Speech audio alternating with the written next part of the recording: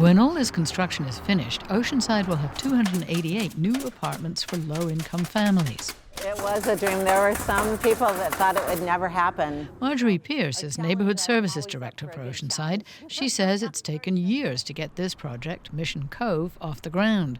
The city hasn't produced any new affordable housing since 2013, but this year there are several projects in the works.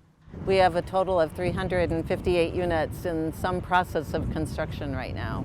So this is a 3-bedroom, 2-bath apartment for family. John Seymour is with National Core, the non-profit developer building the first phase of Mission Cove. Kitchen facilities, hallway closet. These units can only be rented to families making less than 60% of the median income. These are built sustainable, universal design, solar thermal water heating, and the rents on a 3-bedroom such as this would be $500 to around $1,100 a month. That's a fraction of the market rate rent of about $1,500 for even a small apartment in Oceanside.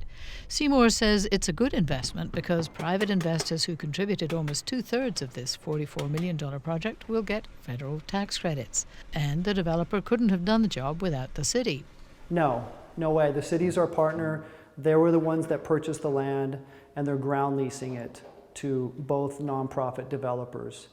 And this will be 55-plus year affordable housing. Now, this 55-year timeline is important because, as Pierce explains, some of the early affordable housing built in the 1980s and 90s was deed-restricted as low-income rentals for only 10 or 15 years. They've reverted back to market-rate housing. We didn't have the foresight, I think, to realize that we were going to need these units in perpetuity, that there were still going to be people to live in in need of affordable housing. So now we've all been educated through experience to know that we really have to build for projects in perpetuity that are going to be forever kept affordable. And there's another way that Oceanside may be losing affordable housing faster than they can build it. Good morning. Hello. How are you? I'm Linda. Nice to meet you, Linda. Linda Sills lives in one of Oceanside's 17 mobile home parks with her 94-year-old mother. They bought this home for $33,000 in 1985.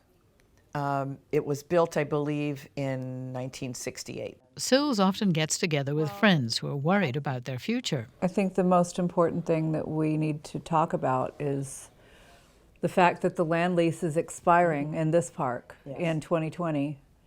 And if the park is closing, he'll have to give 12 months notice, which puts us at 2019 in 2 years.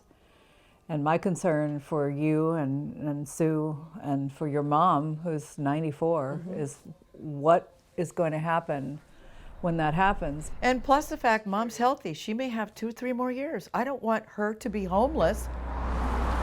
Is there a risk that mobile home parks are going to close?